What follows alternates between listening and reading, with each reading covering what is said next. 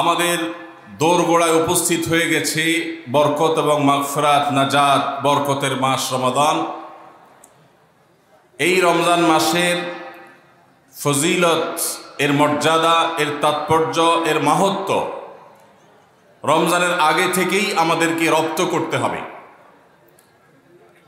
রমজান আসার আগে থেকেই যদি আমরা রমজান মাসের গুরুত্ব, এ মাসের তাৎপর্য, এ মাসের করণীয়, এ মাস সংক্রান্ত মাসাইলগুলো জানতে পারি, তাহলে আমাদের রমাদান কোরআন এবং হাদিসের আলোকে আমরা সাজাতে পারবো। আমাদের রমাদান সাধনা সার্থক হবে, আমাদের রমাদান সফলভাবে আমরা পালন করতে পারবো ইনশাআল্লাহ। তারই ধারাবাহিকতায় আজ আপনাদের সামনে আমি যে বিষয়ে কথা বলতে চাই সেটি হলো মাহে রমাদানের করণীয় আমলসমূহ। আল্লাহ রাব্বুল আলামিন ঈমানদারদের প্রতি অনেক বড় অনুগ্রহ করেছেন। বছরের 11 মাস একজন ঈমানদার, জান্নাত প্রত্যাশী মানুষ জান্নাতের পথে এগিয়ে যাওয়ার জন্য যে পরিমাণ নেক আমল, যে পরিমাণ ইবাদত, যে পরিমাণ তাকওয়ার চর্চা করার কথা, শয়তানের প্ররোচনার কারণে, আমাদের ঈমানের দুর্বলতার কারণে, নানা কারণে সেটাতে আমরা পিছিয়ে থাকি।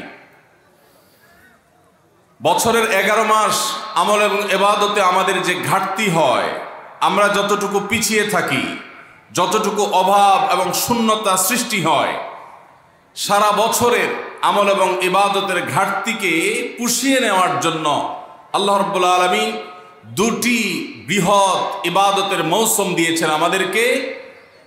তার সবচেয়ে বড় মৌসুম আমাদের দোরগোড়ায় উপস্থিত, সেটি হলো রমজান মাস। আরেকটি ইবাদতের মৌসুম আছে বছরের, দ্বিতীয় বৃহত্তর ইবাদতের মৌসুম, যে সম্পর্কে আমাদের সমাজে খুব একটা জানাশোনাও নাই, সেটা হলো জিলহজের প্রথম 10 দিন, ইবাদতের আরেকটি মৌসুম। একজন ব্যবসায়ী যেরকম তার ব্যবসার লাভ লস পুষিয়ে নেওয়ার জন্য, অন্য সময়ের ঘাটতি পুষিয়ে নেওয়ার জন্য তাকে যেরকম কিছু সিজনকে কাজে লাগাতে হয়, তার যেরকম কিছু সিজন আছে, মৌসুম আছে, ঠিক একইভাবে একজন ঈমানদার মুসলমানের ইবাদতের ঘাটতি পোষাবার মৌসুমের নাম হলো রমজান মাস। প্রিয় ভাইয়েরা আমার, এই রমজান মাস পাওয়ার পরও যদি কেউ 11 মাসের ইবাদতের ঘাটতি পুষিয়ে নিতে না পারে, এই রমজান মাস পাওয়ার পরও যদি কেউ আল্লাহর কাছ থেকে নিজের মাগফিরাত আদায় করে নিতে না পারে, আমাদের নানা অপরাধ, গুনাহ, পাপাচারের কারণে হয়তো জাহান্নামীদের তালিকায় আমাদের নাম চলে গেছে, সেই নাম কাটাবার সবচেয়ে সুবর্ণ সুযোগ আমাদের দোরগোড়ায় উপস্থিত রমজান মাস। এই রমজান মাস পাওয়ার পরও যদি কোনো মুসলমান আল্লাহর কাছ থেকে তার নাম জাহান্নামীদের তালিকা থেকে কাটিয়ে জান্নাতীদের তালিকায় অন্তর্ভুক্ত করতে না পারে, তাহলে এর চাইতে হতভাগা, এর চাইতে দুর্ভাগা, এর চাইতে কপাল পড়া মুসলমান আর কেউ হতে পারে না। প্রিয় ভাইরা আমার, জীবনে আল্লাহ তাআলা আমাদেরকে অনেক রমজান মাস দিয়েছেন। আল্লাহ নবী সাল্লাল্লাহু আলাইহি সাল্লাম খোদ তাঁর জীবনে তিনি রমজান পেয়েছেন সাকুল্যে 8টা। দ্বিতীয় হিজরিতে আল্লাহ রাব্বুল আলামিন রমজানের রোজা ফরজ করেছেন। 10ম হিজরিতে আল্লাহ তাআলা তাকে দুনিয়া থেকে নিয়ে গেছেন। তাহলে সাকুল্যে সর্বোচ্চ 8টা রমজান পেয়েছেন আমাদের নবীজি সাল্লাল্লাহু আলাইহি সাল্লাম। কয়টা রমজান পেয়েছেন? 8টা। আজ গাবতলীর এই মাহফিলে আমরা যারা উপস্থিত আছি,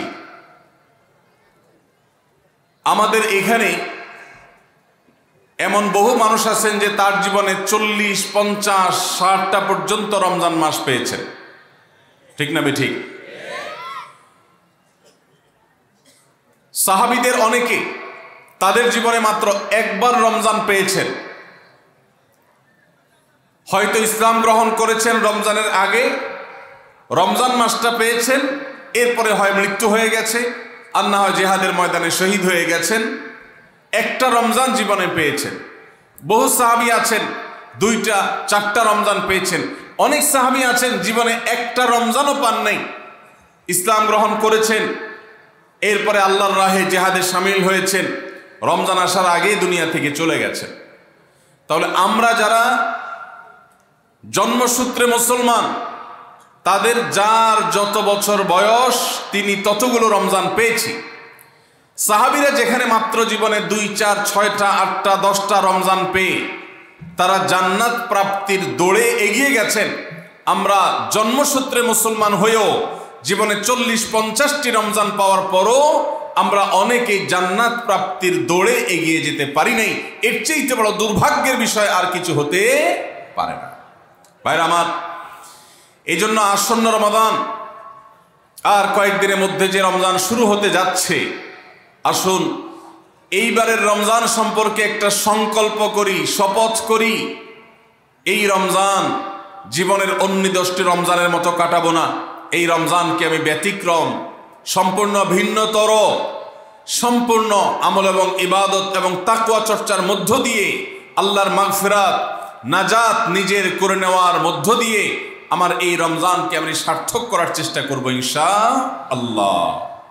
ভাইরা আমার, রমজানের আমল ইবাদত কিভাবে করব, কোনটা করব কোনটা করব না, এই সম্পর্কে যথেষ্ট ধোঁয়াশা আমাদের মধ্যে আছে।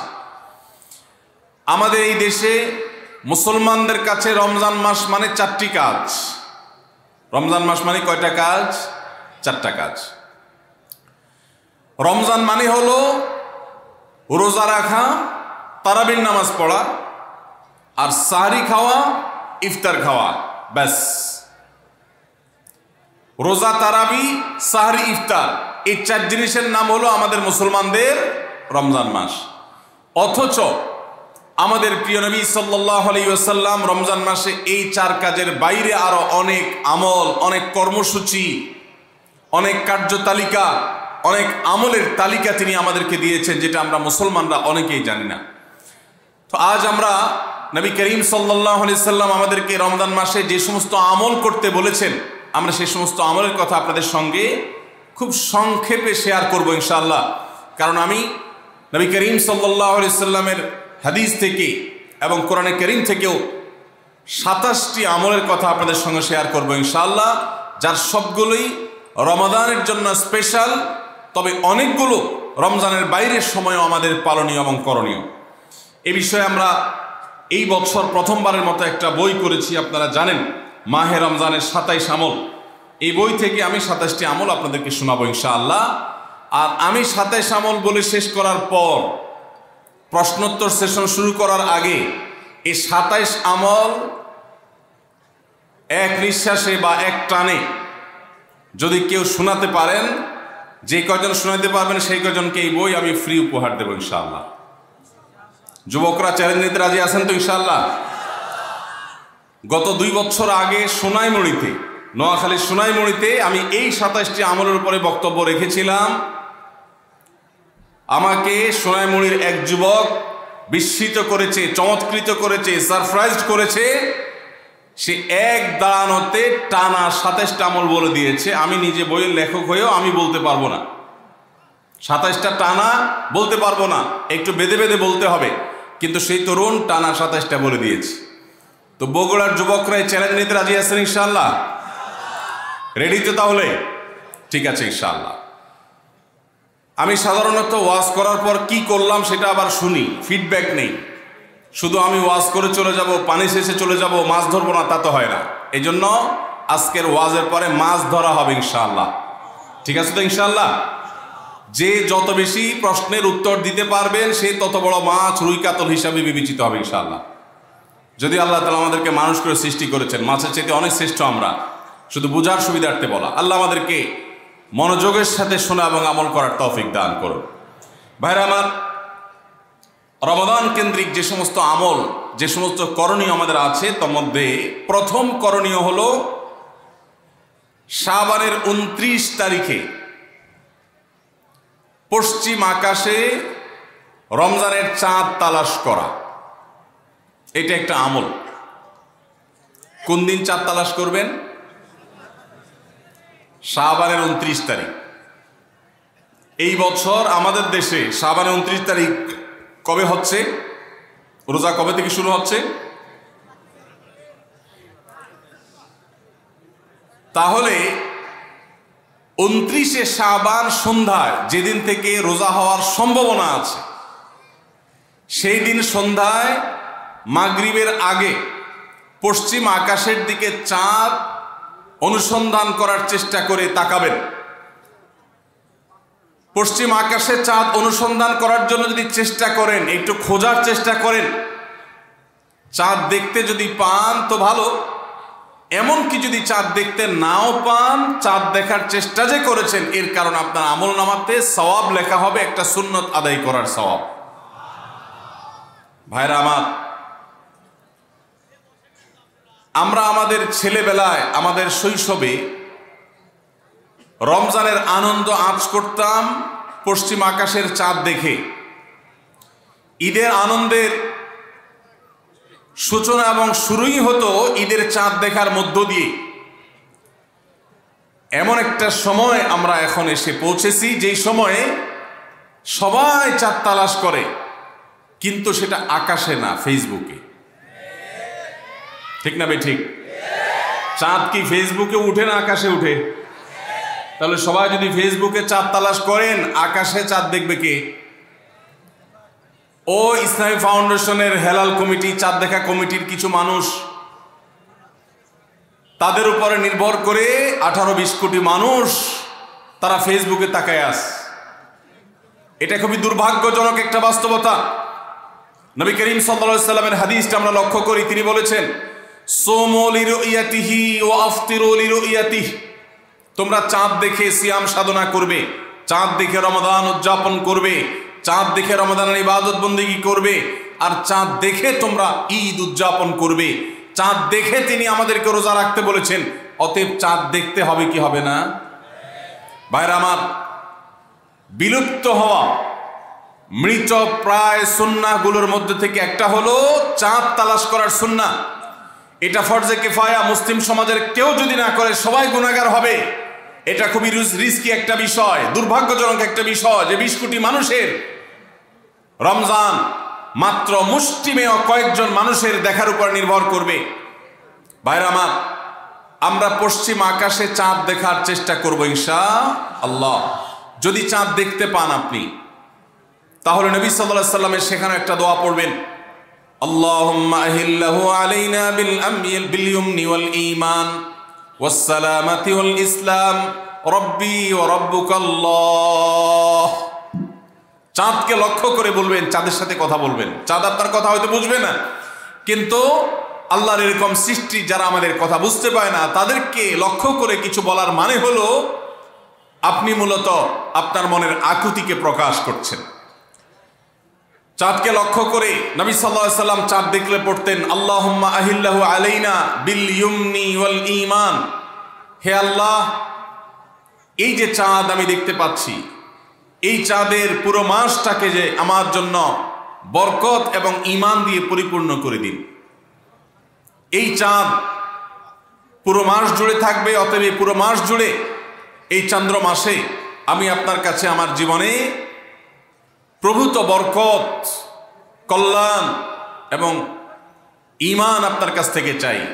ওয়াস সালামাতি ওয়াল ইসলাম, এবং আমি নিরাপত্তা চাই। এই চাঁদ, এই চন্দ্র মাস আমার জন্য যেন নিরাপদ হয়, এবং ইসলামের সাথে যেন এই মাস আমি অতিবাহিত করতে পারি, ঈমানের সাথে যেন অটল অবিচল থাকতে পারি।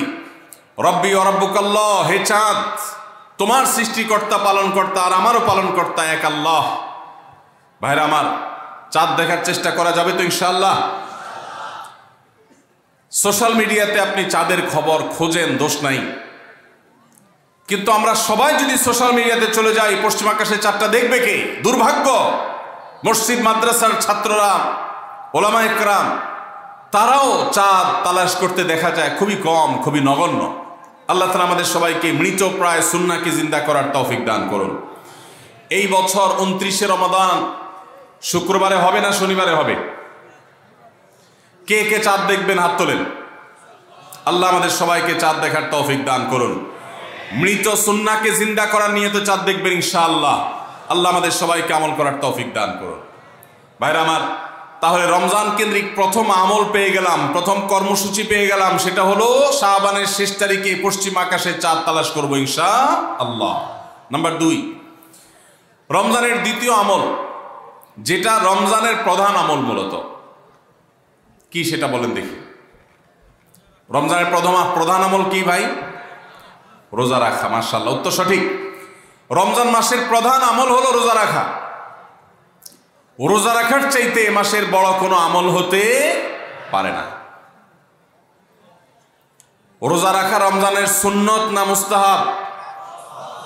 ফরজ। ফরজ মানে হলো আল্লাহর সেই নির্দেশ, যেই নির্দেশ লঙ্ঘন করলে জাহান্নামের শাস্তি অবধারিত, জাহান্নামের শাস্তি এড়ানো যাবে না, যে নির্দেশ মান্য করা আবশ্যক, এরকম একটি ফরজ। ইসলামের স্তম্ভ কয়টা ভাই? 5টা। নবী করিম সাল্লাল্লাহু আলাইহি সাল্লাম বলেছেন, বুনিয়াল ইসলামু আলা খামস। ইসলাম দাঁড়িয়ে আছে 5টি ফাউন্ডেশনের উপরে, 5টি খুঁটির উপরে, 5টি ভিত্তির উপরে। সেই 5টি ভিত্তির 1 নম্বর হলো শাহাদাতি আল্লাহ ইলাহা ইল্লাল্লাহ ওয়া আন্না মুহাম্মাদান রাসূলুল্লাহ। আল্লাহ ছাড়া ইবাদত এবং উপাসনার উপযুক্ত আর কেউ নাই, আর মুহাম্মদ সাল্লাল্লাহু আলাইহি সাল্লাম আল্লাহর পাঠানো রাসূল, এই কথার সাক্ষ্য মুখে দেওয়া, এটা হলো 1 নম্বর স্তম্ভ। স্তম্ভ নম্বর 2, 5 ওয়াক্ত নামাজ আদায় করা। স্তম্ভ নম্বর 3, যাকাত আদায় করা, যাদেরকে আল্লাহ সামর্থ্য দিয়েছেন, সচ্ছলতা দিয়েছেন। স্তম্ভ নম্বর 4, হজ করা। স্তম্ভ নম্বর 5, রমজানের রোজা রাখা। তবে অনেক হাদিসে রমজানের রোজাকে 4 নম্বরে আর হজকে 5 নম্বরে রাখা হয়েছে। তাহলে রমজান মাসের রোজা রাখা এটা শুধু ফরজ না, মৌলিক ফরজ। নবী করিম সাল্লাল্লাহু আলাইহি সাল্লাম বলেছেন, যদি কেউ জীবনে একটি রোজাও শরিয়া গ্রাহ্য ওযর ছাড়া কেউ যদি ভঙ্গ করে, রোজা না রাখে, রমজানের পরে যদি সে সারা জীবনও রোজা রাখে, দায় মুক্ত হয়তো হয়ে যাবে। সে কাজা আদায় করেছে, কাফারা আদায় করেছে, দায় মুক্ত হয়তো হয়ে যাবে, কিন্তু রমজানের একটা রোজা রেখে আল্লাহর কাছে যে পরিমাণ মর্যাদার অধিকারী হওয়ার কথা, সারা জীবন রোজা রেখেও রমজানের ওই একটা রোজার ক্ষতিপূরণ করা সম্ভব নয়। এই জন্য সবাই রমজান মাসে ফরজ রোজা রাখবো তো ইনশাআল্লাহ। সকল প্রাপ্তবয়স্ক সুস্থ ইমানদারের জন্য রমজানের রোজা রাখা ফরজ। ভাইরা আমার, পৃথিবীতে আজ অনেক বিজ্ঞানী রোজা বা ফাস্টিং এর উপরে গবেষণা করে অনেক বড় বড় পদক, অনেক বড় বড় পুরস্কার জিতেছে। এখন ডাক্তাররাও আমাদেরকে বলে যে একটা সময় আমরা যেন ফাস্টিং করি, একটা সময় আমরা যেন না খেয়ে থাকি, এটা আমাদের স্বাস্থ্যের জন্য ভালো।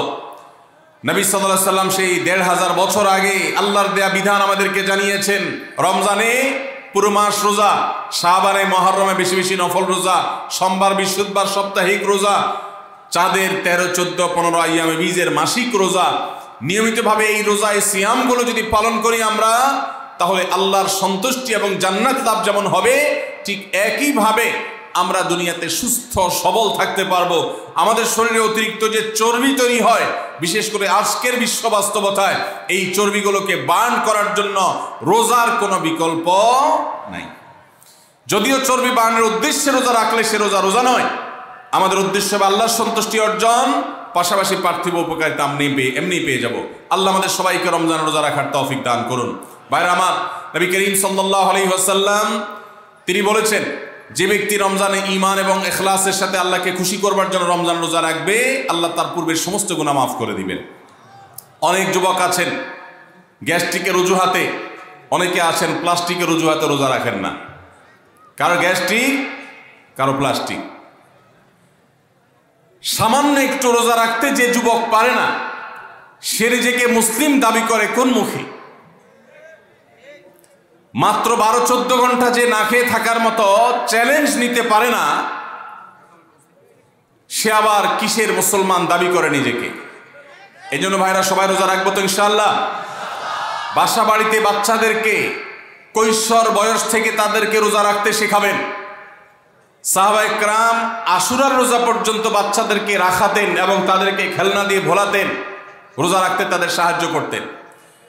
আজ এমন এক প্রজন্ম আমরা গড়ে তুলছি যেই প্রজন্ম শুধু ভোগ শিখেছে, ত্যাগ শিখে নাই। বাচ্চা কাচ্চাদেরকে দেখবেন মা বাপ বড় বড় মোবাইল, স্মার্টফোন তাদের হাতে তুলে দিচ্ছেন। তারা মুখ দিয়ে কোনো কথা বললেই সেটা নেওয়ার জন্য, কেনার জন্য বাপ মা অস্থির ব্যাকুল হয়ে যাচ্ছেন। তাদেরকে সংগ্রাম, ত্যাগ, চ্যালেঞ্জ নেওয়া এগুলো তাদেরকে শেখাচ্ছেন না। মনে রাখবেন, ভোগ করতে কোনো যোগ্যতার দরকার হয় না, ত্যাগ করতে যোগ্যতার দরকার হয়। ভোগ করতে সবাই পারে, ত্যাগ করতে সবাই পারে না। এই জন্য সন্তানকে ভোগ নয়, ত্যাগ শেখাতে হবে। আল্লাহ আমাদেরকে তৌফিক দান করুন। আপনার বাচ্চা যদি রোজা রাখা শিখে, শখ করে রোজা রাখে, তাকে বাধা দিবেন না, তাকে রোজা রাখতে দিবেন। কারণ সে রোজা রাখার মধ্য দিয়ে গরিব অভাবী মানুষের কষ্ট অনুভব করবে, ফিল করবে। সে রোজা রাখার মধ্য দিয়ে আল্লাহর নৈকট্যের ফিলিংস তার মধ্যে আসবে, ইসলামী সংস্কৃতিকে সে অনুভব করবে, আঁচ করবে। এই জন্য সন্তানকে কৈশোর বয়স থেকেই, কিশোর বয়স থেকেই তাকে রোজা রাখতে সাহায্য করবেন ইনশাআল্লাহ। ঠিক আছে না ভাই?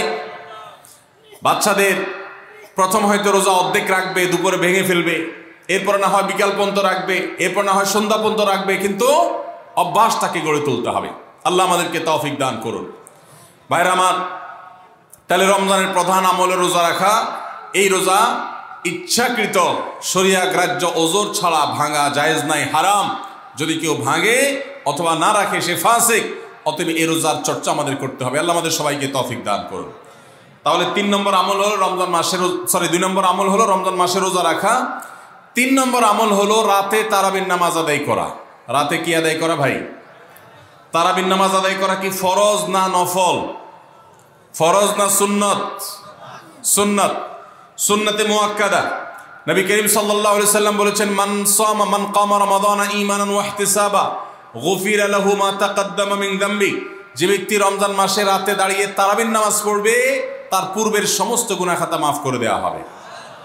এই জন্য তারাবির নামাজ পড়বো তো ইনশাআল্লাহ। তারাবির নামাজ 4G গতিতে হবে না 5G গতিতে? কি বলেন?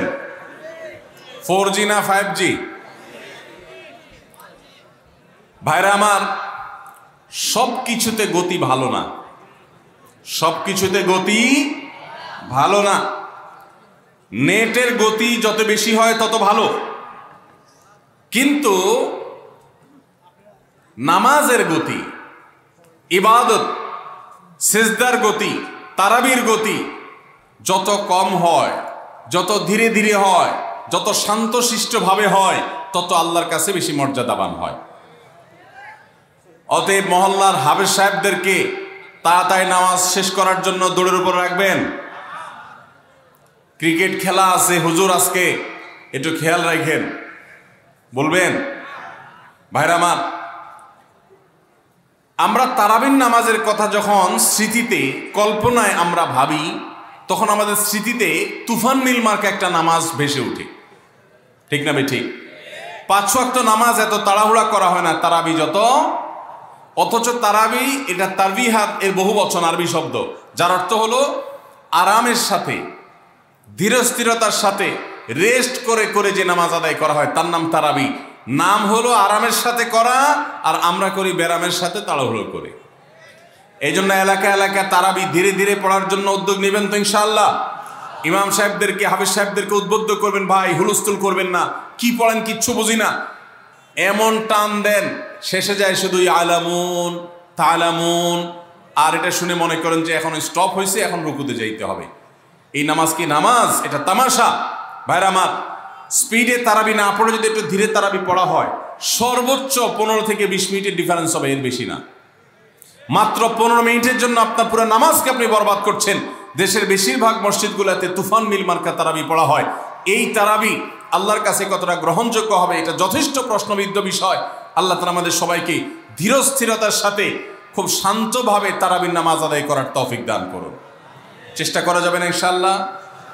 ভাইরা আমার, আল্লাহ রাব্বুল আলামিন নামাজের ক্ষেত্রে হুলস্থুলতা পছন্দ করেন না। যার নামাজ যত বেশি সময় নিয়ে আদায় করেন তিনি আল্লাহর কাছে তত শ্রেষ্ঠ, তত ভালো নামাজি।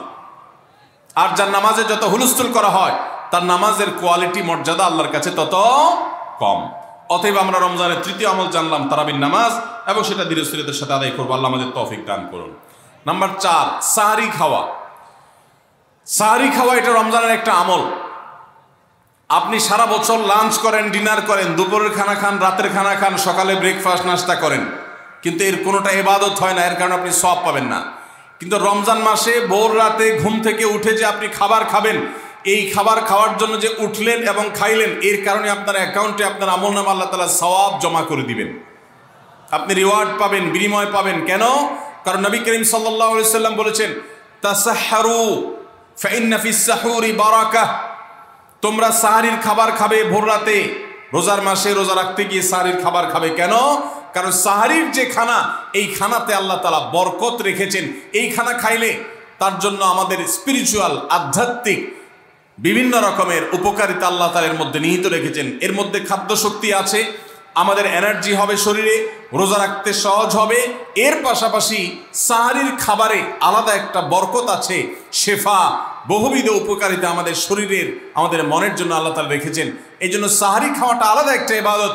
যদি আপনার সন্ধ্যা রাত্রে বেশি খাওয়া হয়ে যায়, সাহরিতে খানা খাওয়ার মতো মুড না থাকে, অন্তত এক ঢোক পানি, একটা খেজুর, সামান্য কিছু খেয়ে হলেও আপনি সাহরি খাবেন এবং তাতে আপনি সওয়াব পাবেন। কোনো কারণে যদি সাহরি খেতে না পারেন, রাতে উঠতে পারেন নাই, অ্যালার্ম বাজছে কিন্তু শুনেন নাই, উঠে দেখেন ফজরের আজান হয়ে গেছে, তাহলে ওই দিনের রোজা কি হবে নাকি হবে না? হবে। মাশাআল্লাহ, বগুড়া মানুষ মাসালা জানে, দেখা যায় রোজা হয়ে যাবে ইনশাআল্লাহ। কারণ এই সাহরি খাওয়াটা ফরজও না, ওয়াজিবও না, এটা সুন্নত। সুন্নত ছুটে গেলে ইবাদত হয় না, ব্যাপারটা সেরকম না। 5 নম্বর আমল হলো, সাহরি তো খাবো ঠিক আছে, কিন্তু সেটা শেষ সময়ে খাওয়া, দেরিতে খাওয়া। সাহরি কি আগে খাবেন না শেষের দিকে খাবেন? শেষের দিকে। কেন? কারণ নবী করিম সাল্লাল্লাহু আলাইহি সাল্লাম বলেছেন, লা ইয়াজালুন নাসু বিখাইরিন মা আজ্জালুল ফুতুর ওয়া আখারুস সাহুর। এই উম্মত, মুসলিম জাতি ততদিন পর্যন্ত কল্যাণের উপর প্রতিষ্ঠিত থাকবে, তারা কল্যাণকে স্পর্শ করতে পারবে যতদিন পর্যন্ত তারা সাহরি তাড়াতাড়ি খাবে না দেরিতে খাবে? দেরিতে খাবে। আর ইফতার তাড়াতাড়ি করবে। তাহলে সাহরি দেরিতে খাওয়া হলো সুন্নত।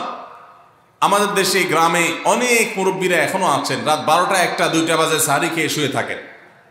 তারা চিন্তা করেন পরে খাইতে গেলে আবার বর্ডার ক্রস হয়ে যায় কিনা, সীমা লঙ্ঘন হয়ে যায় কিনা, রিস্ক নেওয়ার দরকার কি, এই জন্য 12টার সময় খেয়ে রাখি। এটার কারণে সাহরি খাওয়ার সওয়াব পাবেন ঠিকই, কিন্তু দেরিতে সাহরি খাওয়ার যে সুন্নত, সেই সুন্নত আদায় হবে না। এই জন্য দেরিতে খাবেন। দেরিতে খাওয়ার মানে আবার এরকম দেরি না যে আপনি আর মুয়াজ্জিন সাহেব দুজন কম্পিটিশন করছেন, আপনার হাতে খাবারের প্লেট আর মুয়াজ্জিনের হাতে মাইক, আপনি আগে শেষ করেন আর মুয়াজ্জিন আগে আজান দিবে, কম্পিটিশন চলছে। এত দেরি করে একেবারে লাস্ট মিনিট পর্যন্ত খাওয়া সুন্নত নয়। কথা কি বুঝাতে পারছি?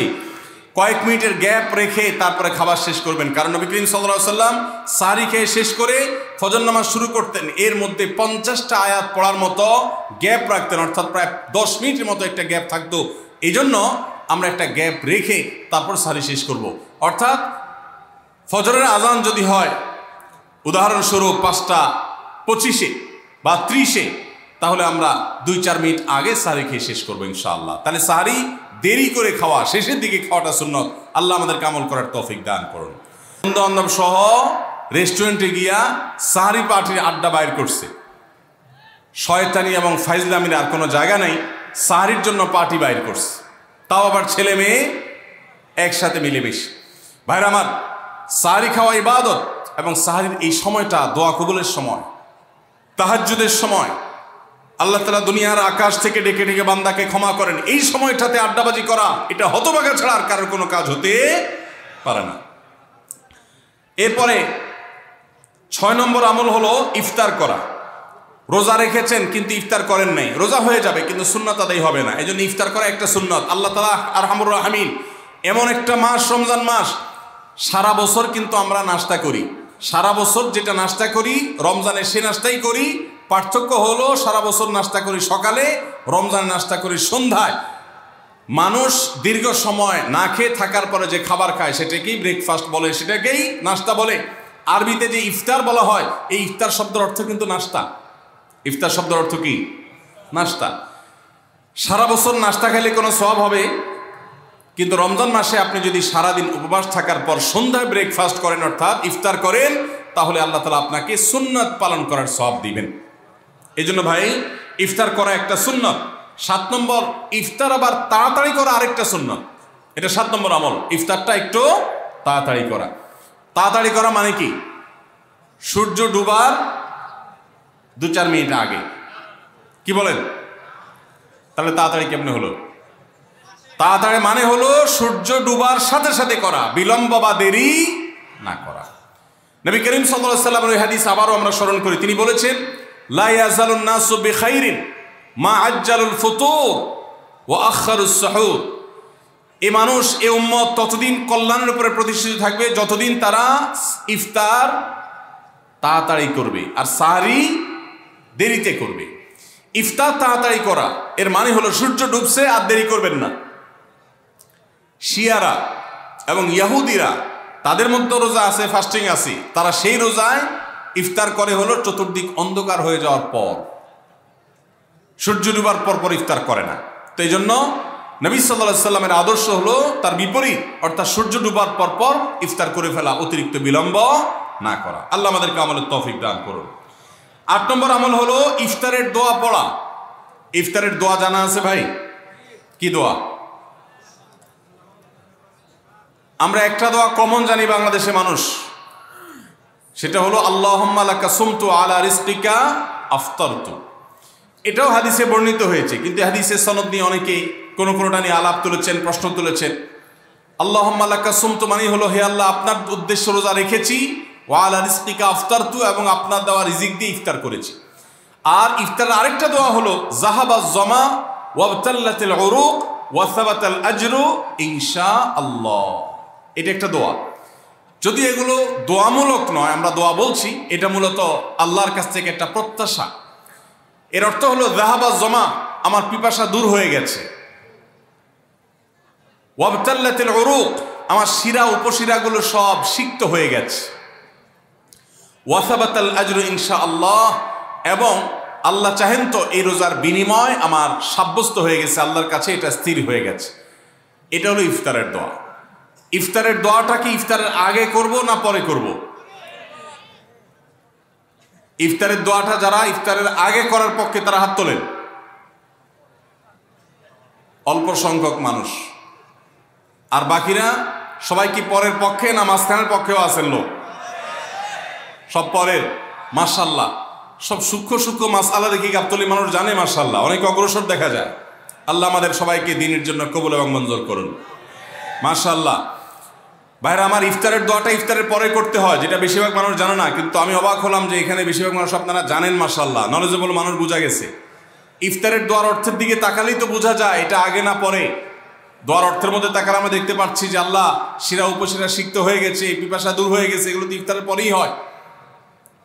অবশ্য আমি অর্থ আগে বলে দিছি, সেটা দেখে হয়তো আপনারা অনেকে বুঝে ফেলছেন, মাশাআল্লাহ। তো যাই হোক, ইফতারের শুরুতে বিসমিল্লাহ বলে ইফতার করব, আর শেষে এই দোয়া পড়বো। আল্লাহ আমাদেরকে আমলের তৌফিক দান করুন। 9 নম্বর হলো সাহরি এবং ইফতারে খেজুর খাওয়া। খেজুর দিয়ে সাহরি ইফতার করা। ইফতারে আপনি অন্য যা খান না খান, খেজুর দিয়ে খাবেন। নবী সাল্লাল্লাহু আলাইহি সাল্লাম আদা পাকা আদা খেজুর দিয়ে ইফতার করতেন, যেটাকে রোতাব বলা হয়। আর যদি সেটা না পাওয়া যেত, সাধারণ যে কোনো খেজুর, সেটাও না পাওয়া গেলে একটু পানি খেয়ে তারপর তিনি ইফতার করতেন। আমরা ইফতারে খেজুর খেতে হয় সুন্নাহ, এটা আমরা জানি, কিন্তু যেটা জানি না সেটা হলো সাহরিতে খেজুর খাওয়া। ভোর রাতে সাহরিতে খেজুর খাওয়া সুন্নত, এটা আগে কে কে জানতেন? হাত তোলেন।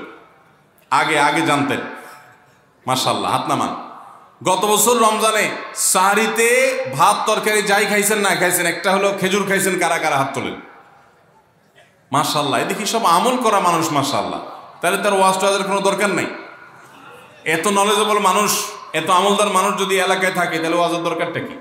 আল্লাহ আমাদের সবাইকে আমলের তৌফিক দান করুন।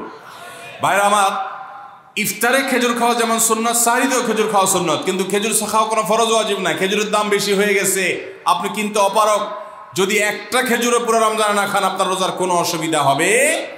তবে নবী সাল্লাল্লাহু আলাইহি সাল্লাম যেহেতু ইফতার এবং সাহরিতে খেজুর খেতেন, আর খেজুরে প্রচুর পরিমাণ সুগার আছে, উপকারী, যেটা মানুষের স্বাস্থ্যের জন্য উপকারী, প্রচুর পরিমাণ এনার্জি আছে, খাদ্য শক্তি আছে, সারাদিন রোজা রেখে আমাদের যে সুগারের ঘাটতি হয় সেটা পূরণ করার জন্য সহায়ক হয়।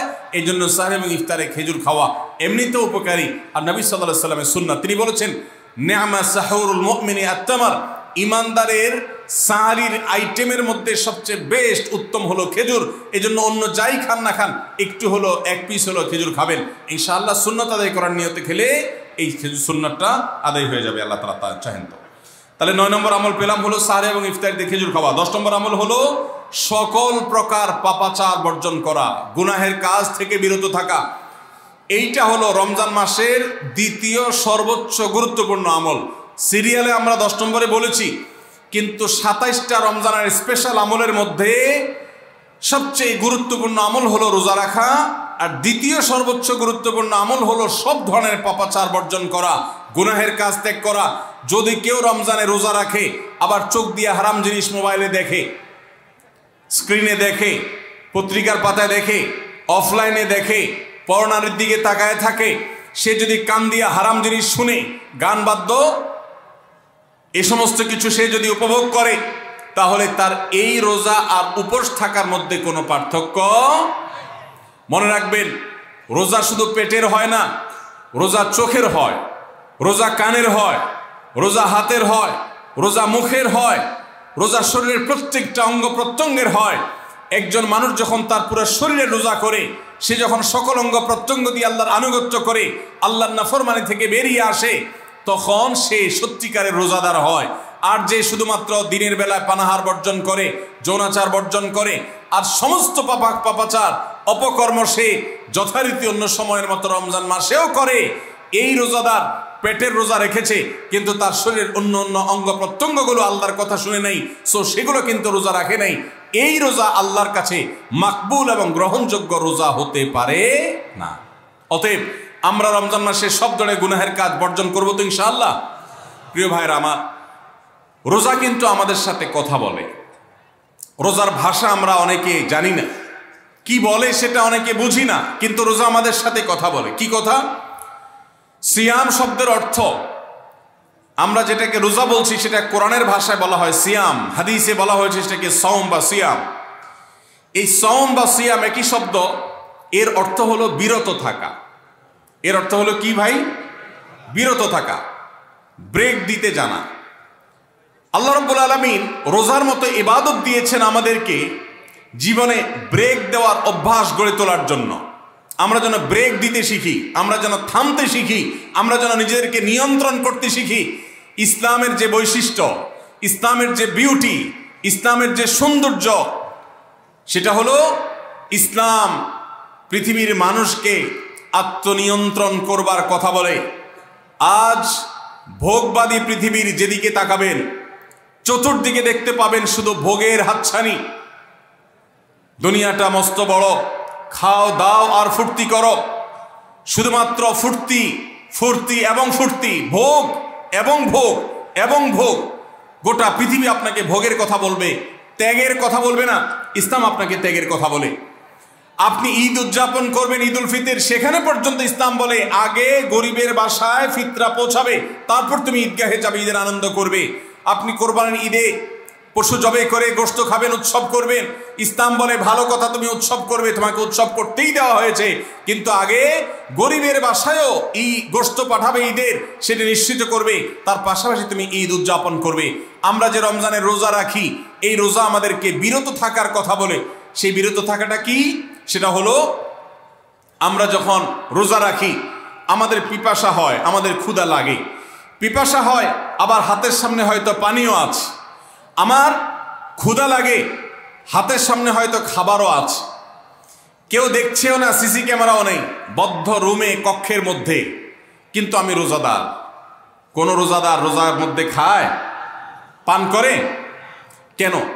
কারণ সে জানে আল্লাহ নিষেধ করেছেন।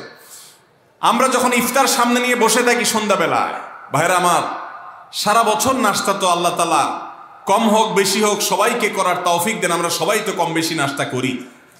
সারা বছর আপনি যদি বুফে গিয়ে 100 আইটেমের নাস্তা দিয়েও আপনি খাবার গ্রহণ করেন, সকালের ব্রেকফাস্ট আপনি খান, ইফতারের সময় মাত্র 2-4টা আইটেম নিয়ে বসে থেকে আজানের জন্য, সূর্য ডুবার জন্য যে অপেক্ষা করেন, ওই অপেক্ষার সময় যে অবর্ণনীয় স্বাদ আর তৃপ্তি পাওয়া যায়, পৃথিবীর সমস্ত খাদ্য গ্রহণের মধ্যেও এই তৃপ্তি বা স্বাদ নাই। নবী সাল্লাল্লাহু আলাইহি ওয়াসাল্লাম সেজন্য বলেছেন, লিসসাইমি ফারহাতান, রোজাদার ব্যক্তিকে দুটি আনন্দ দেওয়া হয়, ফারহাতুন ইনদা ফিতরি ওয়া ফারহাতুন ইনদা লিকাই রাব্বি। একটা আনন্দ হলো ইফতারের সময়, অবর্ণনীয়, ভাষায় প্রকাশ করবার অযোগ্য।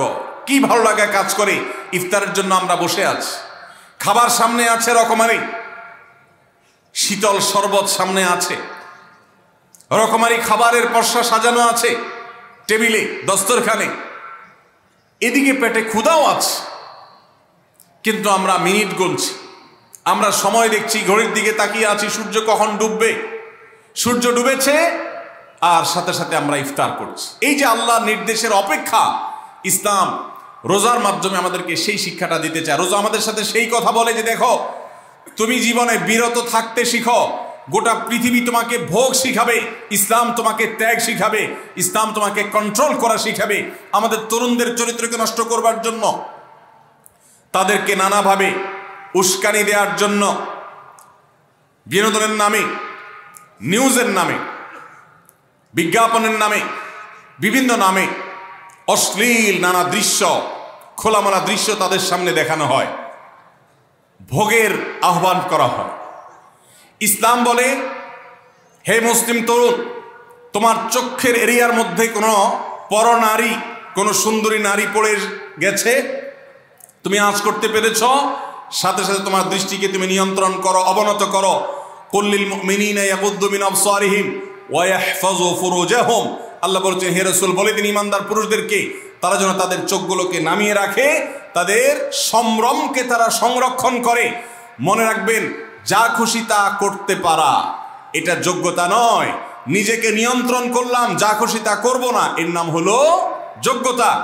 ডায়রিয়ার রোগী ডাইরেক্ট হয়ে যায়, যা খুশি যে করে, নিজের মন যেদিকে তাকে নাচায় সেদিকে নাচে, এ লোকটা অসুস্থ মানুষের মতো। আর মুসলিম যুবক, মুসলমান মানুষ, নারী পুরুষ, সে নিজেকে নিয়ন্ত্রণ করে। আল্লাহ এটা হারাম করেছেন, আমার মন চায়, চাইলেই আমি সেটা নিতে পারি, কিন্তু আমি নেব না। আমি একটা জিনিস ধরতে পারি, আল্লাহ হারাম করেছেন, সেজন্য আমি ধরবো না। এই শিক্ষাটা রমজান আমাদেরকে দেয়। অতএব রমজানের সবচেয়ে গুরুত্বপূর্ণ আমল হলো এই 10 নম্বর আমল, সেটা হলো পাপাচার বর্জন করা। নবী সাল্লাল্লাহু আলাইহি ওয়াসাল্লাম বলেছেন, যে ব্যক্তি রমজানে রোজা রাখলো আর পাপাচার বর্জন করলো না, তাহলে এই রোজা রাখার উপোস থাকার ভিতরে কোনো পার্থক্য নাই। আল্লাহ আমাদের সবাইকে রমজান মাসে রোজা থেকে সকল হারাম, সকল নাজায়েজ কাজ, সকল গুনাহের কাজ ছাড়ার তৌফিক দান করুন, আমিন। ভাইরা আমার, 11 নম্বর আমল হলো অধিক পরিমাণ দোয়া করা। রমজান মাসে রোজা রেখে আমরা বেশি বেশি দোয়া করব। চলতে ফিরতে, উঠতে বসতে দোয়া করতে পারেন। আমাদের মায়েরা অনেকে শুনছেন আমাকে, রমজান মাসে আপনি গৃহস্থলী কাজ করছেন, রান্নাবাড়া করছেন, ঘর ঝাড়ু দিচ্ছেন, আর মনে মনে আল্লাহর সাথে কথা বলেন। দোয়া মানে আল্লাহর সাথে কথোপকথন। আল্লাহ, আপনি আমাকে মাফ করে দেন, আমার বাবাকে মাকে মাফ করে দেন, সন্তানগুলোকে হেদায়েত দান করেন, চোখের পানি ফেলেন। নিয়মতান্ত্রিক দোয়া, বসে বসে হাত তুলে দোয়া করবেন কেবলামুখী হয়ে। আবার চলতে ফিরতে, উঠতে বসতে, এমনকি ওযু নাই সে অবস্থায় দোয়া করবেন। নবী সাল্লাল্লাহু আলাইহি ওয়াসাল্লাম বলেছেন, 3 ব্যক্তির দোয়া ফিরিয়ে দেওয়া হয় না। কয় ব্যক্তির দোয়া? সালাতুন লা তুরাদ্দু দাওয়াতুহুম। 3 শ্রেণী মানুষের দোয়া ফিরিয়ে দেওয়া হয় না। এর ভিতরে এক শ্রেণী হলেন মাজলুম, কারোর জুলুমের শিকার হয়েছে। এই ব্যক্তি জালেমের বিরুদ্ধে যে তার মনের আকুতি থাকে, বদদোয়া থাকে, আল্লাহ সুবহানাহু ওয়া তাআলা এটা ফিরিয়ে দেন না। এই জন্য পৃথিবীর ইতিহাসের কোন জালিম আপনি দেখাতে পারবেন না যেই জালিমকে আল্লাহ ছেড়ে দিয়েছেন, আল্লাহ ছাড় দিয়েছেন কিন্তু চূড়ান্তভাবে ছেড়ে দিয়েছেন, এমন কোন জালিম আপনি দেখাতে পারবেন না। এই জন্য ভাই, কখনো কোনো অবস্থাতে কারো প্রতি আমরা জুলুম করব না। আল্লাহ আমাদেরকে সেটা মানার তৌফিক দান করুন। তাহলে 3 ব্যক্তির দোয়া কবুল হয়, ফেরত দেওয়া হয় না। তার ভিতরে একজন হলো মাজলুম, যার প্রতি আপনি জুলুম করেছেন, সে আপনার বিরুদ্ধে যে বদদোয়া করে, এটা লাগবেই লাগবে, আজ হোক আর 2 দিন পরে হোক। নাম্বার 2, মুসাফির, যে ব্যক্তি সফরে আছে, সফররত অবস্থায় সে যদি দোয়া করে, সে দোয়া আল্লাহ তাআলা কবুল করেন। 3 নম্বর হলো রোজাদার ব্যক্তি, আসসাইম হাত্তা ইফতির। রোজাদার ব্যক্তি সারাদিন ভর রোজা করলে, ইফতার রাগ পর্যন্ত, সারাদিন দোয়া করলে ইফতার রাগ পর্যন্ত তার দোয়া কবুল হয়। এই জন্য রোজা রেখে আমরা বেশি বেশি আল্লাহর কাছে দোয়া করবো ইনশাআল্লাহ। চলতে ফিরতে উঠতে বসতে মনে মনে আল্লাহর সাথে কথা বললেন, চাওয়া দাওয়াকে পেশ করলেন, বাস এইটাই হলো দোয়া। এটা হলো আমাদের রমজান মাসের 11 নম্বর আমল, বেশি বেশি দোয়া করা। 12 নম্বর আমল হলো মিথ্যা এবং কাজ পরিহার করা। রমজানের সকল পাপাচার তো পরিহার করবই, বিশেষভাবে মিথ্যা কথা মিথ্যা কাজ পরিহার করা। কারণ নবীজি সাল্লাল্লাহু আলাইহি ওয়াসাল্লাম এর জন্য আলাদা নির্দেশ করেছেন। তিনি বলেছেন, মাল্লাম ইয়াদা কাওলা যুরি ওয়াল আমালা বি ফালাইসা লিল্লাহি হাজা আন ইয়াদা তাআমাহু শারাবা। যে ব্যক্তি রমজানের রোজা রেখে মিথ্যা কথা মিথ্যা কাজ ছাড়লো না, তার উপোস থাকায় আল্লাহর কোনো ঠেকা পড়ে নাই। 13 নম্বর আমল হলো অশ্লীলতা এবং বিবাদ বিতণ্ডা ঝগড়া এগুলো পরিহার করা। কারণ নবী করিম সাল্লাল্লাহু আলাইহি ওয়াসাল্লাম তিনি আমাদেরকে রমজান মাসে রোজা রেখে অশ্লীলতা পরিহার করতে বলেছেন। মোবাইলে হারাম জিনিস দেখলেন, টেলিভিশনে হারাম জিনিস দেখলেন, বা কোনো পত্রপত্রিকাতে খারাপ জিনিস নিষিদ্ধ জিনিস দেখলেন, পরনারীর সৌন্দর্য দেখে আপনি হারাম স্বাদ নেয়ার চেষ্টা করলেন, তাহলে আপনার রোজার অঙ্গহানি হলো, রোজা প্রাণহানি হলো। এই রোজা নয়। এই জন্য এটাকে রমজান মাসে পরিহার করতে হবে, অন্য সময় তো বটেই। এবং সেই সাথে কেউ যদি আপনার সাথে ঝগড়া করতে আসে, নবীজি শিখাই দিয়েছেন ফালিয়াকুল ইন্নী সায়েম। কেউ রোজা রাখা অবস্থায় ঝগড়া করতে আসলে বলবেন, ভাই আমি রোজাদার, আমি তোমার ঝগড়ার জবাব দিতে পারবো না। তাহলে ঝগড়া পরিহার করার জন্য রমজান মাসে আমরা এক্সারসাইজ করবো। 14 নম্বর, যে কোনো ভালো কাজ যে কোনো নেকামল রমজান মাসে বেশি বেশি করবেন। কেন? কারণ রমজানের শুরুতে একজন ঘোষক বলে, ইয়া বাগিয়াল খায়রি আকবিল, হে ভালো কাজ প্রত্যাশী, যে ভালো কাজ করতে চাও, রমজান মাসটাই হলো ভালো কাজের সওয়াব বেশি পাওয়ার। অতএব এই মাসে ভালো কাজ করে, নেকামল করে, ইবাদত করে, কোরআন তেলাওয়াত জিকির আজকার যত রকম আছে এগুলো করে জান্নাতের পথে অগ্রসর হয়ে যাও। 16 নম্বর আমল হলো রোজাদারকে ইফতার করানো। অর্থাৎ নিজে ইফতার করার পাশাপাশি অন্য কোন রোজাদারকে ইফতার করাইলে আল্লাহ তাআলা ওই রোজাদার যে পরিমাণ সওয়াব পাবেন আপনাকেও সেই পরিমাণ সওয়াব দিবেন ইনশাআল্লাহ। 17 নম্বর আমল হলো বেশি বেশি কোরআনে কারীমের তেলাওয়াত করা। রমজান মাসে আল্লাহ তাআলা আমাদের সবাইকে 15 নম্বর বাদ গেছে, মাশাআল্লাহ, এত মনোযোগ সহিত কথা বলছে এবং নোট করছে দেখা যাচ্ছে। তাহলে আমরা আবার পেছনে যাচ্ছি ইনশাআল্লাহ। 15 নম্বর আমল হলো বেশি বেশি ইস্তেগফার করা। বেশি বেশি কি করা? ইস্তেগফার করা, অর্থাৎ ক্ষমা প্রার্থনা করা। কেন ক্ষমা প্রার্থনা বেশি করবেন? কারণ নবী করিম সাল্লাল্লাহু আলাইহি সাল্লাম বলেছেন, ওয়ালিল্লাহি উতাকাউ মিনান নার ওয়া যালিকা ফি কুল্লি লাইলা। রমজানের প্রত্যেক রাতে আল্লাহ তাআলা বহু মানুষকে জাহান্নাম থেকে মুক্ত ঘোষণা করেন। ভাইরা আমার, আমাদের পাপাচারের কারণে জাহান্নামীদের তালিকা নাম উঠে থাকলেও রমজানে আল্লাহ বহু মানুষকে ঠিক দেন যে এই লোককে জান্নাতি ঘোষণা করা হলো, জাহান্নাম থেকে মুক্ত ঘোষণা করা হলো। এই জন্য এই মাসে আল্লাহর কাছে বেশি বেশি মাফ চাইতে হয়, ইস্তেগফার করতে হয়, চোখের পানি ফেলে দোয়া করতে হয় যে আল্লাহ আপনি মাগফিরাত নসিব করেন। এটা হলো 15 নম্বর আমল। 16 নম্বর আমল হলো রোজাদারকে ইফতার করানো। নিজে ইফতার করবেন, পাশাপাশি রোজাদার ব্যক্তিকেও ইফতার করাবেন। নবী সাল্লাল্লাহু আলাইহি সাল্লাম বলেছেন, যদি কোনো ব্যক্তি কোনো রোজাদারকে ইফতার করায়, তাহলে যেই ব্যক্তি তাকে ইফতার করালেন তার রোজার সওয়াব তো সে পাবেই, আপনি ইফতার করায়া সমপরিমাণ সওয়াব লাভ করবেন ইনশাআল্লাহ।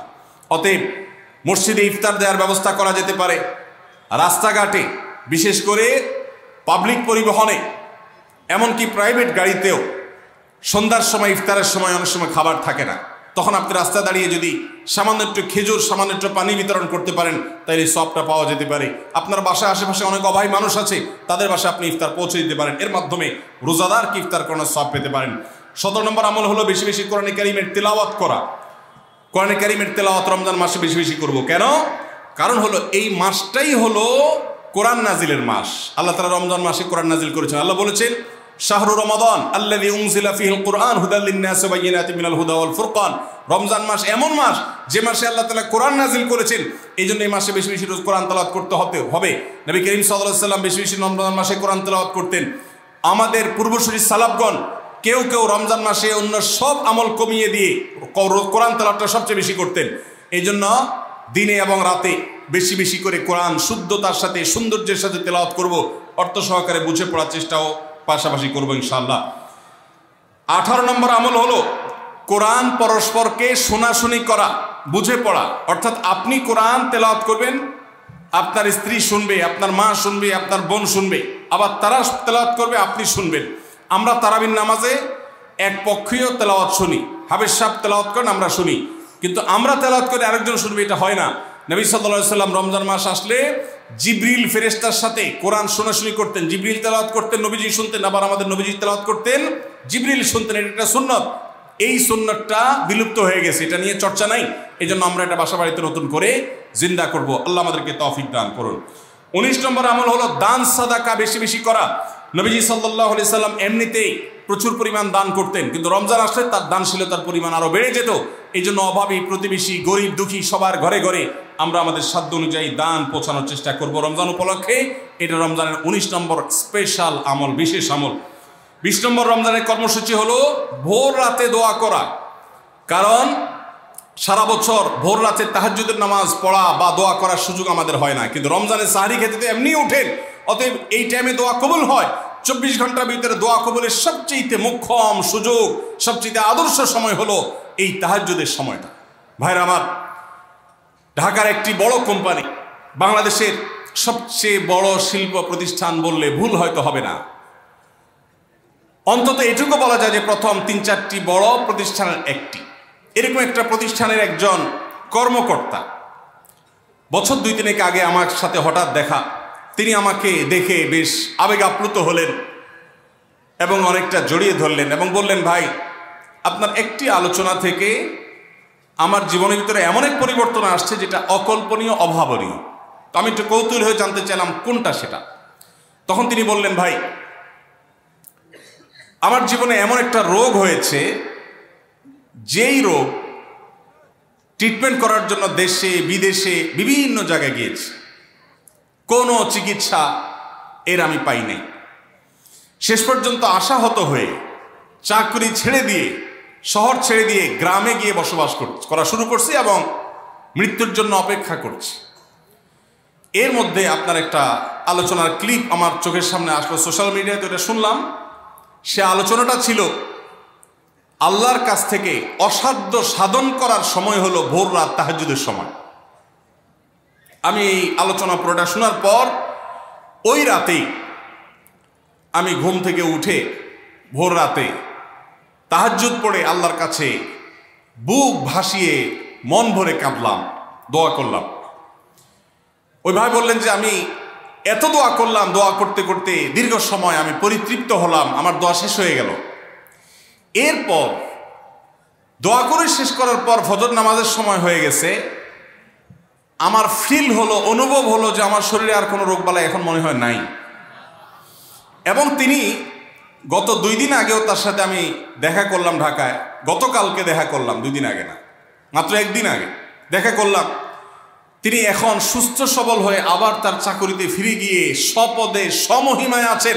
তিনি এক সহকর্মীকে ডেকে আমার সামনে বলছেন, এই তোমরা বলো তো, আমি আগে শারীরিকভাবে বেশি ফিট ছিলাম নাকি এখন বেশি ফিট? তখন তার সহকর্মী আমার সামনে বলছে, স্যার, আপনি আগে অনেক বেশি রাগারাগি করতেন, আপনি হট মেজাজি ছিলেন, অনেক বেশি অসুস্থ হয়ে যেতেন কিছু হলেই, কিন্তু এখন আপনি সে আগের সময়ের তুলনায় অনেক বেশি সুস্থ এবং ফিট।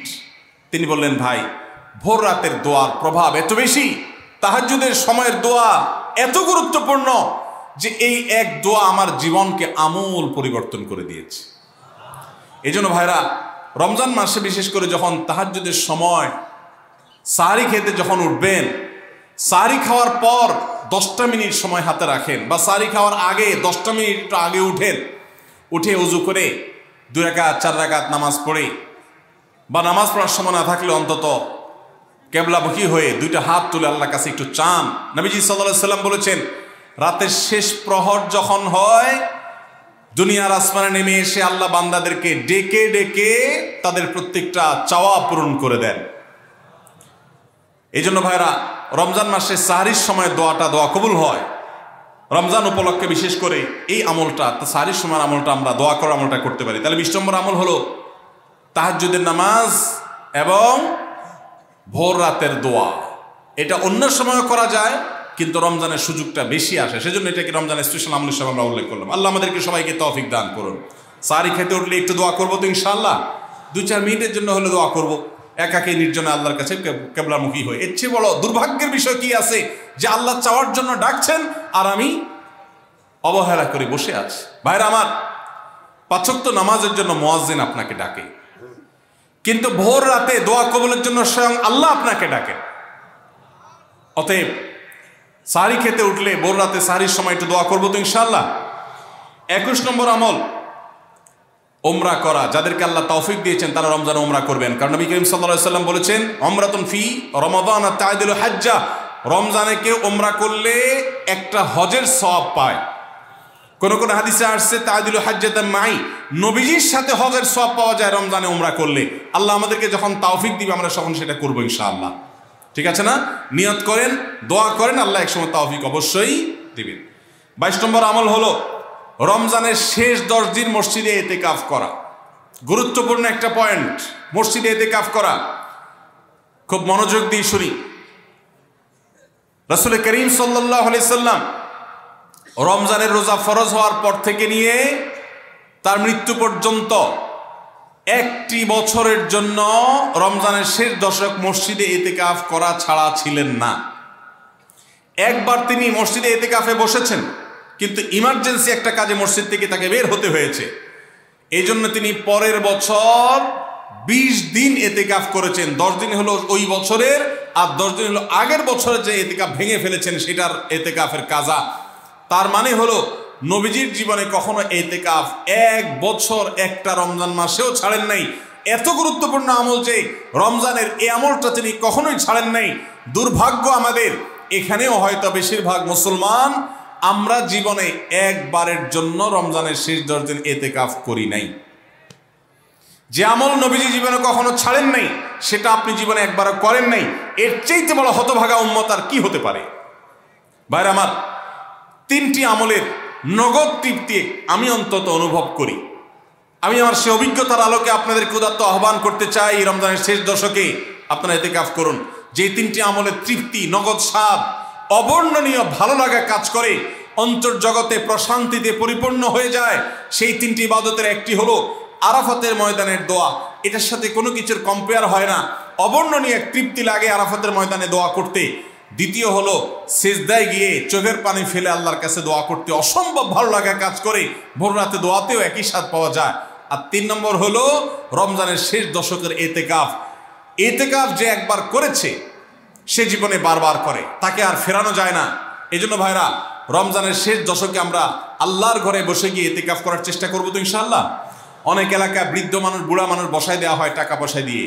যে টাকা নিয়ে ইতিকাফ করে সেও গুনাহগার, আর যারা টাকা নিয়ে ইতিকাফে বসায় তারাও গুনাহগার। কারণ ইবাদত টাকা পয়সা দিয়ে চলবে না। রমজানের শেষ দশক মসজিদে ইতিকাফ করবো তো ইনশাআল্লাহ। আল্লাহ আমাদেরকে তৌফিক দান করুন। যুবক ভাইরা, একটাবার বসে দেখেন, অসম্ভব ভালো লাগা কাজ করে। মনে হয় যে আল্লাহর মেহমান আমি, এই ফিলটা হয়। কারণ আল্লাহর ঘরে এসে বসে আছেন আপনি কারোর কাছে কোনো কিছু চেয়েছেন, চাইতে চাইতে একটা পর্যায়ে তার পাও জড়িয়ে বসে গেলেন, একদম বসে গেলেন, তার ঘরের সামনে বসে পড়লেন। ইতিকাফটা অনেকটা এরকম। রমজানের প্রথম 20 দিন আল্লাহর কাছে হাত দিয়ে দোয়া করলাম, আর শেষ 10 দিন একজন মসজিদে গাট্টি বসকা নিয়ে পড়ে গেলাম। ব্যাপারটা হলো কারো পায়ে ধরে পড়ে যাওয়ার মতো। আশা করা যায় ইতিকাফকারীকে আল্লাহ তাআলা ক্ষমা না করে মসজিদ থেকে ফেরাবেন না। এই জন্য ইতিকাফ করার চেষ্টা করবো তো ইনশাআল্লাহ। আমরা ব্যস্ততার অজুহাত দেই। ভাইরা আমার, যে কোনো মুহূর্তে দুনিয়া থেকে চলে যেতে হতে পারে। এই জন্য এই রমজানে প্ল্যান করেন, যত ব্যস্ত হন না কেন। আমি তো আমার সমস্ত ব্যস্ততাকে এক পাশে ঠেলে রেখে আল্লাহ আমাকে যখন থেকে তৌফিক দিয়েছেন রমজানের শেষ দশক ইতিকাফ ছাড়া বাইরে থাকবো এটা চিন্তাও করি না। এই জন্য যুবক ভাইদেরকে বলবো, প্রত্যেকটা মহল্লাতে 2 জন 5 জন 10 জন করে যুবকরা বসেন, কোরআনের গ্রুপ স্টাডি করেন, কোরআনের পাঠচক্র করেন, নিজেরা কোরআন হাদিসের আলোচনা করেন, রোনাজারি এবং দোয়া করেন। 10টা দিন আল্লাহর সাথে কানেক্টেড হওয়ার চেষ্টা করেন। 12 মাস ইবাদত, দাওয়াতের কাজ, ইসলামের কাজ করবেন, ইনশাআল্লাহ সেখানে বরকত পাবেন। রমজানের শেষ দশকে ইতিকাফ করবেন তো আল্লাহ আমাদের সবাইকে তৌফিক দান করুন। 23 নম্বর আমল হলো শেষ দশকে ইবাদতের মাত্রা বাড়িয়ে দেওয়া। আমরা উল্টাটা করি। আমাদের দেশে রমজানের প্রথম দশকে মসজিদ ফুল হয়ে, বারান্দা ফুল হয়ে, রাস্তায়ও মুসল্লি দাঁড়ায়। আর 10 রমজান চলে গেলে 20 রমজান পর্যন্ত বাহিরের মুসল্লি কমতে কমতে বারান্দার মুসল্লি কমে ভিতরে চলে আসে। আর শেষ 10 দিনে আসলে, ঈদের দিনগুলো যখন কাছে আসে, তখন 5 ওয়াক্ত নামাজের ওই নিয়মিত মুসল্লি ছাড়া বাকিগুলো সব উধাও হয়ে যায়। নবী সাল্লাল্লাহু আলাইহি সাল্লাম কি করতেন? তার উল্টাটা। আমাদের আয়েশা বলেছেন, কানা ইয়াজিতাহিদু ফীহি মা লা ইয়াজিতাহিদু ফী গায়রি। আমাদের নবীজি সাল্লাল্লাহু আলাইহি সাল্লাম রমজানের শেষ দশকে ইবাদতের জন্য যত কষ্ট করতেন, যত সাধনা করতেন, অন্য কোন সময় ইবাদতের জন্য এত সাধনা করতেন না, অথচ আমরা দেখা যায় শেষ দশক অবহেলা কাটাই। এই জন্য ভাইরা, শেষ দশকে ইবাদতের পরিমাণ আরো বাড়িয়ে দিতে হবে, আমলের পরিমাণ বাড়িয়ে দিতে হবে। এটাই আল্লাহ তাআলার নির্দেশনা, সেটাই রমজানের শেষ দশকের আমল। 24 নম্বর আমল হলো শেষ দশকে পরিবারকে ঘুম থেকে ডেকে তোলা।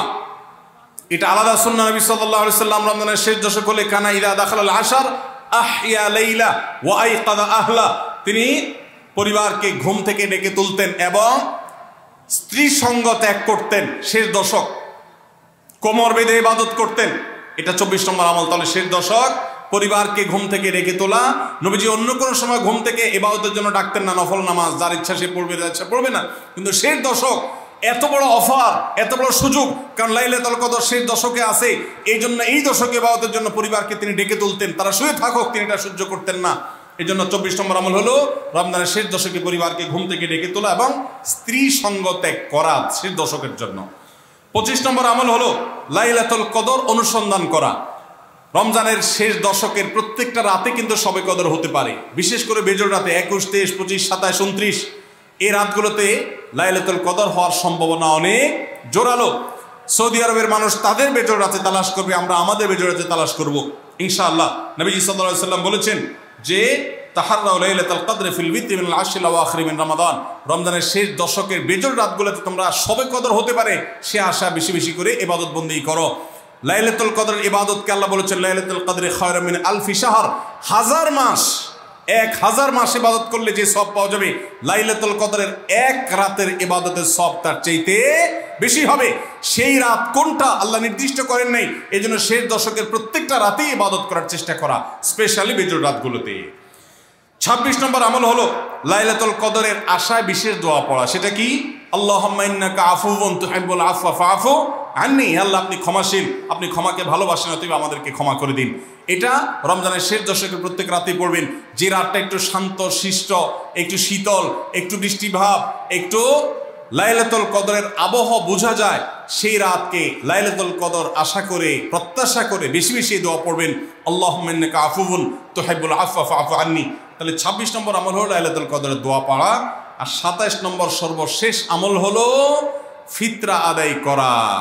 অর্থাৎ রমজান মাসের রোজাতে যদি ভুল ত্রুটি হয়, এটা রিফাইন্ডের কাজ হয়ে যায়, রিফ্রেশমেন্টের কাজ হয়ে যায় ফিতরার মাধ্যমে। প্রত্যেক সচ্ছল ব্যক্তি তার নিজের পক্ষ থেকে, নিজের স্ত্রী এবং নিজের ছোট বাচ্চাদের তরফ থেকে ফিতরা আদায় করবেন। প্রাপ্তবয়স্ক সন্তান থাকলে তারা তাদেরটা আদায় করবে, আর না হলে বাবা তাদেরটা আদায় করতে পারে। ফিতরা স্বরূপ গরিবদের বাসায় একদিনের খাবার এটা পৌঁছে দিতে হবে। এটা হলো ফিতরা। ঈদের নামাজের আগ পর্যন্ত এটা আদায় করার নির্দেশ নবী সাল্লাল্লাহু আলাইহি সাল্লাম দিয়েছেন। তাহলে 27 নম্বর আমল হলো ফিতরা আদায়। এটার মাধ্যমে রমজানের আমল শেষ হয়ে যাবে। আমি আবার এক নজরে 27টি আমল আপনাদেরকে বলে দিচ্ছি। নাম্বার 1 চাঁদ দেখা, নাম্বার 2 রোজা রাখা, নাম্বার 3 তারাবির নামাজ আদায় করা, নাম্বার 4 সাহরি খাওয়া, 5 নম্বর আমল হলো শেষ সময় সাহরি খাওয়া, 6 নম্বর আমল হলো ইফতার করা, 7 নম্বর আমল হলো তাড়াতাড়ি ইফতার করা, এবং 8 নম্বর আমল হলো ইফতারের দোয়া পড়া, 9 নম্বর আমল হলো সাহরি এবং ইফতারে খেজুর খাওয়া, 10 নম্বর আমল হলো রমজান মাসের সকল গুনাহ বর্জন করা, 11 নম্বর আমল হলো বেশি বেশি দোয়া করা, 12 নম্বর আমল হলো মিথ্যা কথা এবং কাজ পরিহার করা, 13 নম্বর আমল হলো অশ্লীলতা এবং ঝগড়া বিবাদ রমজানে রোজা রেখে না করা, 14 নম্বর আমল হলো ভালো কাজের পরিমাণ এই মাসে বাড়ায় দেওয়া, 15 নম্বর আমল হলো বেশি বেশি আল্লাহর কাছে ক্ষমা চাওয়া, কারণ এই মাসে আল্লাহ বেশি ক্ষমা করেন মানুষকে, 16 নম্বর আমল হলো অন্য রোজাদারকে ইফতার করানো, তাদের বাসায় ইফতার পাঠানো, আর 17 নম্বর আমল হলো বেশি বেশি কোরআন তেলাওয়াত করা, 18 নম্বর আমল হলো কোরআন নিজে পড়ে আরেকজনকে শোনানো, আবার তার তেলাওয়াত নিজে বসে শোনাশুনি করা, 19 নম্বর আমল হলো দান সাদেকা করা, 20 নম্বর আমল হলো তাহাজ্জুদ এবং বিশেষ করে ভোর রাতে সারি খেতে উঠে দোয়া করা, আর 21 নম্বর আমল হলো উমরা করার সামর্থ্য থাকলে, 22 নম্বর আমল হলো ইতিকাফ করা শেষ দশকে, 23 নম্বর আমল হলো শেষ দশকের বেজোড় রাতে, শেষ দশকের প্রত্যেকটা রাতে ইবাদতের পরিমাণ বাড়িয়ে দেওয়া এবং বিশেষভাবে রাত্রি জাগরণ করা শেষ দশক। আর 24 নম্বর আমল হলো শেষ দশকে নিজের পরিবারকে ঘুম থেকে ডেকে তোলা, স্ত্রী সঙ্গ ত্যাগ করা, 25 নম্বর আমল হলো লাইলাতুল কদর অনুসন্ধান করা, 26 নম্বর আমল হলো লাইলাতুল কদর বিশেষ দোয়া পাঠ করা, আর 27 নম্বর আমল হলো ফিতরা দেওয়া। আল্লাহ আমাদের সবাইকে এই 27টা আমল দিয়ে আমাদের রমজান মাসকে সাজাবার তৌফিক দান করুন।